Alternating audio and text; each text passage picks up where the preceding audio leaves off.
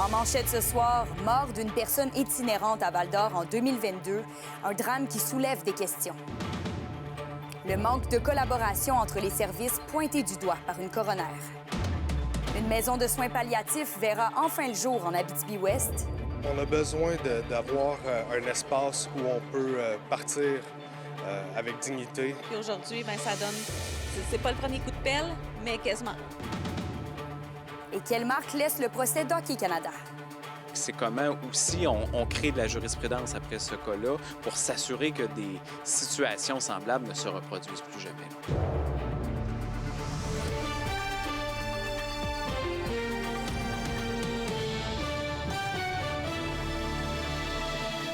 Bon début de soirée, Kémilia La Liberté qui vous accompagne. Bienvenue au TVA 18h. Pour commencer, on revient sur le décès en 2022 d'une personne en situation d'itinérance à Val-d'Or. Le bureau du coroner a dévoilé aujourd'hui ses conclusions et ses recommandations. Alexandre, c'est qu'un homme de 72 ans avait été retrouvé à quelques pas de l'hôpital en arrêt cardio-respiratoire. Oui, exactement. Il s'agissait de Gilles Gawette. Je vous explique les circonstances de cette soirée du 11 décembre 2022. Une policière a aperçu l'homme étendu au sol, ivre, sur la 3e avenue à Val-d'Or et l'a par la suite emmené au centre hospitalier. Et après plusieurs tests médicaux, on se rend compte que l'état de santé de M. Gawette est précaire. On ordonne alors une garde au patient, puisque ce dernier, bien connu du personnel médical, a l'habitude de quitter souvent, malgré les avis médicaux. Et comme de fait, en soirée, par 2 fois, il tente de s'en aller, en vain, avant que la 3e soit la bonne. Et quelques temps après sa fuite, il est retrouvé étendu par terre, à quelques pas de l'hôpital, en arrêt cardio-respiratoire. Et ce, malgré les manœuvres de réanimation, le médecin de l'urgence a malheureusement constaté le décès de Gilles Gawette. Et là, dans son rapport, la coroner explique qu'une défaillance au niveau de la prise en charge de l'homme par les services de santé aurait été en partie, c'est ce qui aurait mené en fait au décès de M. Gawette. C'est bien ça, Alexandre? Oui, en quelque sorte, Gilles Gawette ne peut pas être tenu seul responsable de sa mort, selon la coroner. Depuis les événements, on se demande un petit peu à qui la faute dans cette histoire. C'est que l'homme, qui avait une problématique de santé, devait se présenter à répétition à l'urgence de l'hôpital pour obtenir de l'aide et des soins. Mais au final, la coroner explique qu'il n'a jamais fait l'objet d'une évaluation globale et qu'aucun service du CISAT n'a été en mesure d'assurer une véritable prise en charge ou de diagnostiquer les services et les soins appropriés dont il avait réellement besoin. Oui, justement, 18 recommandations ont été soumises par la coroner aux autorités ici de la santé et de la région. Oui, notamment une meilleure prise en charge des usagers en situation d'itinérance et l'implantation d'une ressource d'hébergement en dépendance sous la responsabilité du CISAT. Et finalement, Kémilia, le CISAT a réagi par voie de communiqué et accueille les recommandations avec sérieux et rigueur. L'organisation précise que plusieurs éléments mentionnés dans le rapport sont déjà en cours d'implantation. Très bien, merci. Et je termine, Alexandre, en disant que c'était votre dernière journée avec nous. Oui, c'est ici que se termine ma merveilleuse aventure en Abitibi-Témiscamingue. C'est un privilège pour moi d'arpenter la région à vos côtés. Je quitte pour des nouveaux défis professionnels, toujours en journalisme. Qui sait, on va peut-être se revoir. Ce sera toujours avec grand plaisir. Merci pour tout. Merci, Alexandre, pour ta contribution au sein de l'équipe. Ça a bien sûr été un plaisir de partager l'écran avec toi. On se dit à bientôt. Oui, on va s'en rappeler longtemps. Merci. Et on poursuit en santé. L'Abitibi-Ouest aura sa maison de soins palliatifs finalement. L'équipe de la maison, le Passage de l'Aurore, annonce un partenariat important avec une entreprise locale qui lui permettra d'accueillir ses premiers résidents dès l'automne 2026. Le reportage de William Maillet. Cela fait longtemps qu'on attend une maison dédiée aux soins palliatifs en Abitibi-Ouest. Et ce partenariat avec Maison Nordique, une entreprise de la Sarre, vient donner tout un coup de pouce à l'équipe de la maison, le Passage de l'Aurore. Les gens le méritent. On a besoin d'avoir un espace où on peut partir avec dignité, sereinement. Aussi pour la communauté, c'est un grand pas. La communauté l'attend, cette maison-là. Donc, on travaille vraiment fort à poursuivre le projet. Puis aujourd'hui, ça donne... C'est pas le premier coup de pelle, mais quasiment. La construction ne devrait pas prendre trop de temps. Expert des maisons préfabriquées, Maison Nordique va débuter le projet très bientôt pour rendre disponibles les 4 lits pour soins palliatifs dès l'automne 2026. Écoute, à partir d'aujourd'hui, on va commencer à finaliser les plans. On va choisir les couleurs, les couleurs extérieures, l'aménagement intérieur.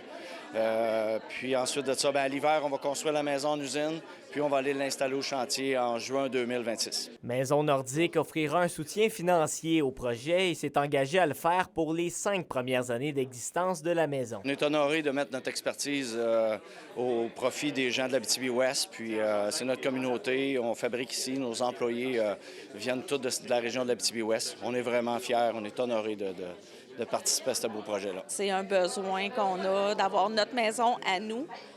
Parce qu'effectivement, une maison du Coin-Parle, il y en a à Amos, il y en a à Rouen et à Val-d'Or. Avec les coûts de construction qui ont presque doublé lors du processus d'appel d'offres, l'équipe du Passage de l'Aurore a fait face à de grands défis. On y croit depuis le début, depuis maintenant 5 ans, et puis les filles qui sont en place dans le conseil d'administration y croient également. Donc c'est tout un honneur de présenter la bonne nouvelle aujourd'hui. Ça confirme qu'on a une communauté en arrière de nous, puis que les entreprises sont là, puis qui veulent nous aider. Ils attendaient juste le cue de « OK, on commence ». Donc aujourd'hui, c'est ça qu'on dit à la population. On a signé le contrat avec Maison Nordique, on commence maintenant. Le Passage de l'Aurore recherche toujours 1,8 million de dollars en dons. La Ville de La Sarre a tenu à participer à sa manière en offrant gratuitement le terrain qui accueillera la maison de soins palliatifs dès l'automne 2026. William Maillé, RNC Nouvelles, La Sarre. Vos réponses à la question du jour TVA. Une présentation de la Clinique infirmière Nord-Ouest présente partout dans la région. Notre équipe peut vous recevoir pour un bilan de santé, une infection, le suivi de maladies chroniques et plus. Contactez-nous pour plus d'informations ou visitez notre site Web. Et à la question du jour, on vous demandait « Y a-t-il suffisamment de services pour les personnes en fin de vie et leurs proches dans la région? » Vous avez répondu non à 60 %. Et le verdict des anciens joueurs d'Équipe Canada accusés d'agression sexuelle est tombé plus tôt cet après-midi. Ils ont tous été déclarés non coupables par la juge. Mais que faut-il retenir de cette saga? Notre collègue Olivier Morin a pu s'entretenir avec le député bloquiste Sébastien Lemire, qui milite depuis plusieurs années pour un changement de culture dans la dénonciation d'abus dans le monde sportif. Après plusieurs mois de rebondissement, la Cour a tranché. Les 5 ex-joueurs d'Équipe Canada sont acquittés des chefs d'accusation d'agression sexuelle. Pour le député bloquiste Sébastien Lemire, ce procès aura permis de faire prendre une prise de conscience sur les conséquences que les comportements de certains dans le milieu du sport peuvent entraîner. Si tu poses un geste irréparable, ben c'est possible que tu en subisses les conséquences. Même si tu penses être au-dessus de la loi, au-dessus de la mêlée, au-dessus de tout, la culture du silence n'existe plus. Et tout le monde a à faire face aux conséquences de leurs actes. Selon lui, la situation aura également permis d'apporter un changement au niveau de la culture des vestiaires de hockey. Malgré tout, Sébastien Lemire croit que ce procès pourrait avoir des impacts dans le futur. Ce qu'on a à réfléchir, c'est comment aussi on crée de la jurisprudence après ce cas-là pour s'assurer que des situations semblables ne se reproduisent plus jamais. Là. Dans les 2 dernières années, le député d'Abitibi-Témiscamingue a travaillé à la Chambre des communes à ce qu'un rapport sur la pratique du sport de manière sécuritaire soit rédigé, notamment sur l'aspect du consentement. Plus personne aujourd'hui, particulièrement les jeunes hommes sportifs, peuvent ignorer comment doit être fait un consentement, comment doivent être faits de façon plus respectueuse et plus équilibrée les relations hommes-femmes. C'est tout ça que cette histoire-là, à cause du battage médiatique que ça leur a donné, aura permis de faire. L'élu est toutefois d'avis qu'il reste encore du travail à faire, notamment pour qu'une enquête publique indépendante en lien avec les changements de pratiques dans les fédérations sportives soit déclenchée. J'ai interpellé le nouveau ministre des Sports, ministre d'État au sport, qui est Adam Van Coverden, avec qui j'ai eu de nombreux échanges. C'est souvent lui, comme secrétaire parlementaire, qui défendait l'indéfendable position du gouvernement de ne pas déclencher cette enquête publique indépendante-là après s'y avoir engagé. Olivier Morin pour RNC Nouvelles. Et Santé Québec et le CIS régional feront le point demain au sujet de l'incendie à l'hôpital de Rouyn-Noranda. Les travaux à réaliser seront présentés, ainsi que l'explication des impacts sur l'offre de services, mais aussi sur l'environnement de travail du personnel de soins. Donc, les étapes du plan de rétablissement des locaux seront aussi présentées.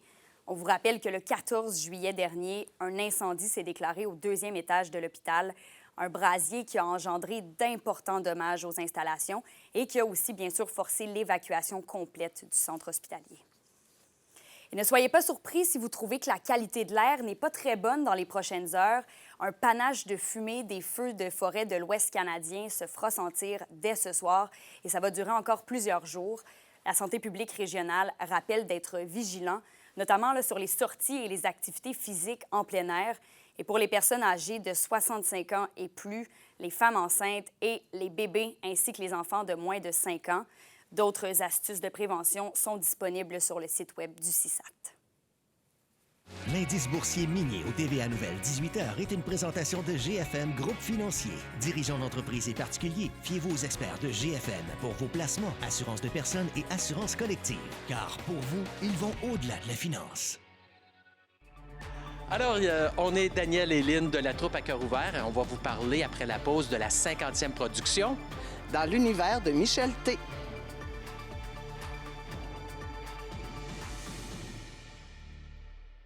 Les SADC de l'Abitibi-Témiscamingue et du nord du Québec vous présentent la bonne nouvelle économique TVA. Cet été, visitez les marchés de la région. Grâce à un partenariat avec Meubles Marchands, les marchés publics de l'Abitibi-Témiscamingue invitent la population à rencontrer producteurs, transformateurs et artisans. Les retombées économiques pour nos marchés en 2024 se chiffrent à près de 550 000 $. Venez découvrir et savourer notre région. Les SADC, partenaires de l'économie de la région.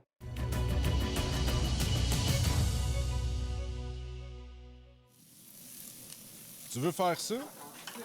Ça? Ça? On a ce qu'il faut. Location MSN de Val-d'Or. Fier de célébrer avec vous notre 20e anniversaire et de présenter la chronique culturelle. Au Culturel Justine, la troupe à cœur ouvert présente sa 50e production cet été quand même.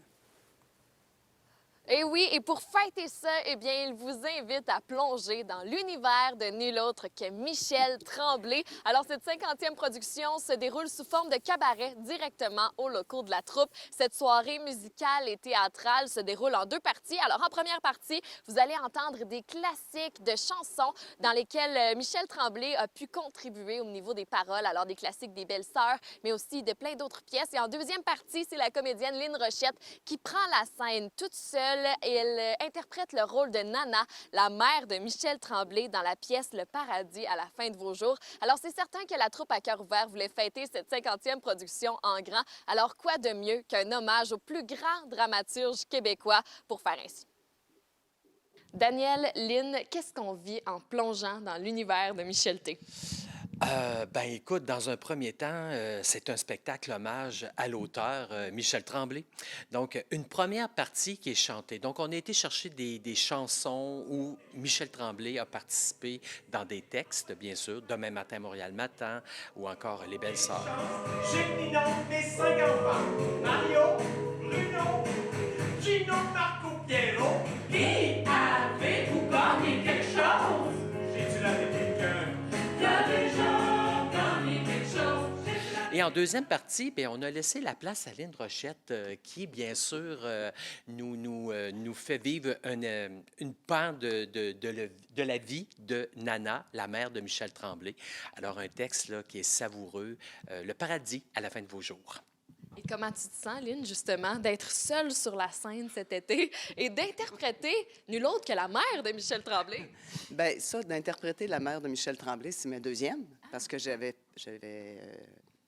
endossé le rôle de Nana dans Encore une fois, si vous permettez. Oui. Donc, à la fin, elle meurt, bien là, elle est rendue au paradis. Et d'être toute seule, bien, c'est sûr que je ne suis pas toute seule au paradis. Il y a d'autres personnes, mais c'est pas pantoute ce qu'on pense, le paradis, finalement. Là. Eh, mon Dieu, hein? Oui. Pas du tout. Vraiment pas du tout. Mais d'être toute seule sur scène, quelque part, oui, c'est stressant, mais d'un autre côté, c'est rassurant. Oh! J'en ai eu des nouvelles de lui quand Gabriel est venu me rejoindre. Il m'a tout conté ce qui est arrivé. Le succès d'abord à Montréal, au Théâtre du Rideau Vert. Imaginez-vous donc, chez Madame Brindamour que j'ai admirée toute ma vie. Ben, Madame Brindamour qui a peut-être joué dans une de ses pièces. Puis ensuite, là, jusqu'à New York, puis jusqu'à Paris.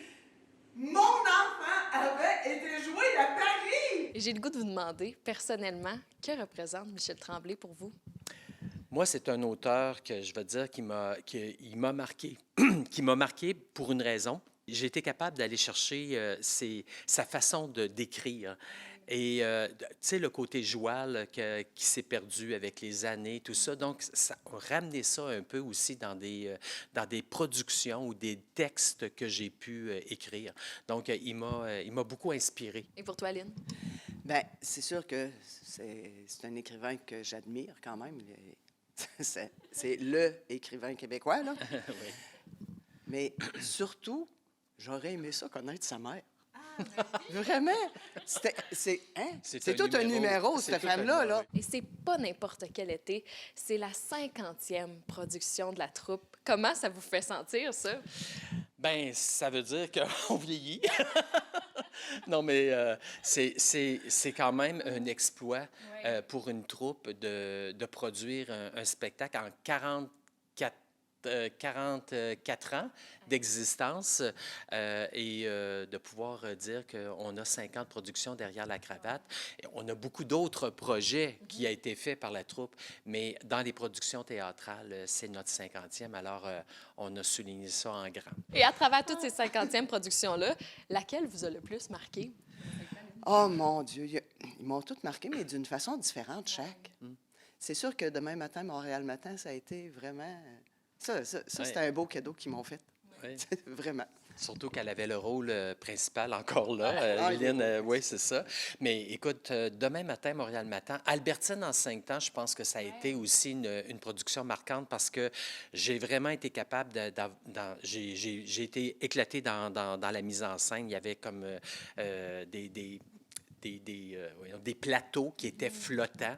Donc, on ne voyait pas. C'est pareil comme si tout était dans l'espace. Alors, ça a été vraiment marquant. C'était vraiment une belle production, celle-là. Et qu'est-ce que vous aimeriez dire aux gens à la maison pour les inciter à plonger dans l'univers de Michel T cet été? Vous connaissez bien sûr Michel Tremblay, mais peut-être plus l'écrivain. Alors, du côté chant, vous allez pouvoir découvrir des belles chansons.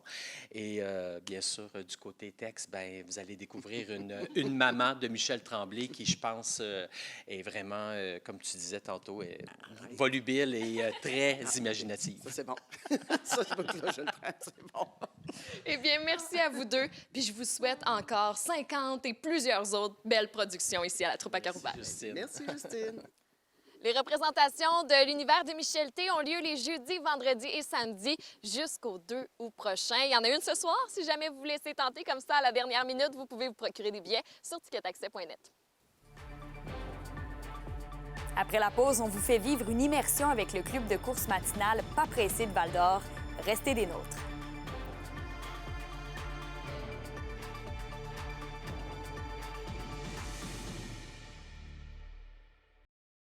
Les sports vous sont présentés par Thibaut Géant, votre concessionnaire de confiance à Rouyn-Noranda, là où qualité et choix se rencontrent. Se lever avant le soleil pour courir, c'est le défi que se donne plus d'une vingtaine de coureurs chaque mercredi matin à Val-d'Or depuis plus d'1 an. Le club de course Les Pas pressés rassemble les différents amateurs de course pour bouger à leur rythme, mais sans pression. Un reportage de Zachary Desrosiers. Qu'il fasse beau ou non, une équipe de coureurs de Val-d'Or se donne rendez-vous chaque mercredi matin.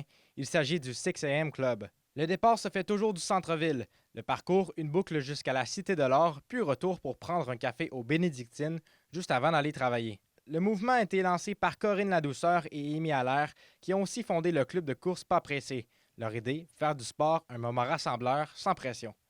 En fait, on a commencé les courses matinales l'année passée, puis cette année, on a élargi notre offre d'activités à des courses aussi avec des entreprises locales. On avait beaucoup de gens qui nous disaient qu'ils voulaient venir courir le matin, mais qui n'étaient pas très matinales. Fait qu'on s'est dit, on va en faire aussi le soir, puis on va mélanger ça avec des entreprises de Val-d'Or pour mettre un peu de vie dans la ville. Des courses spéciales sont organisées en partenariat avec les événements locaux, comme récemment au Frima, où la soirée s'est terminée par un spectacle.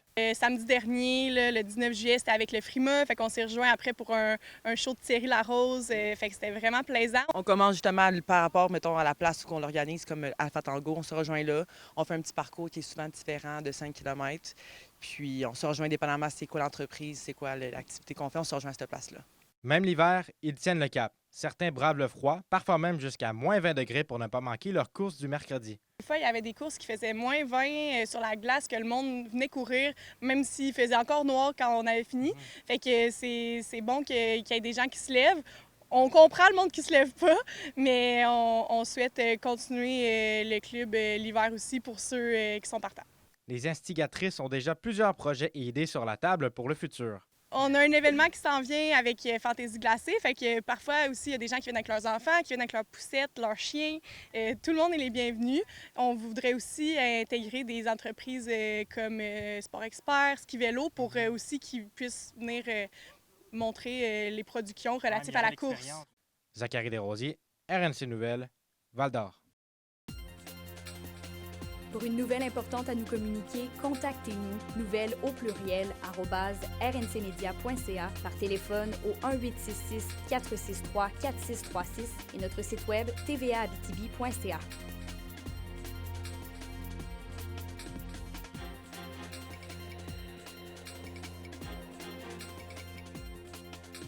La météo, une présentation de Nicole Auto de la Sarre, la capitale du pick-up. Où vous y trouverez toujours le meilleur choix, toujours le meilleur prix. À la météo, Justine, encore un peu de pluie ce soir. Ah oui, mais le soleil va s'en venir assez vite qu'Emilia, dès demain. Il va rayonner partout en région. Pour ce soir et cette nuit, on aura des averses tôt ce soir avec un risque d'orage. Là, en ce moment, on a seulement une petite pluie avec un minimum de 15 pour l'Abitibi et de 17 pour le Témiscamingue. Demain, on aura une alternance de soleil et de nuages. Peut-être un petit peu de pluie en après-midi, mais seulement 40 de probabilité d'averse. Alors, on devrait s'en tirer avec beaucoup de soleil demain et un maximum de 26 en Abitibi et de 24 du côté du Témiscamingue. Et en aperçu pour samedi, le soleil reste partout en région avec un maximum de 26. Quelques heures de pluie ce soir pour une belle fin de semaine plein de soleil. C'est pas si pire. OK, oui, merci Justine. Donc voilà, merci beaucoup d'avoir été à l'écoute ce soir. Nous, on se retrouve demain avec plaisir pour nos rendez-vous habituels de 12h13 et 17h58. Passez un excellent jeudi soir.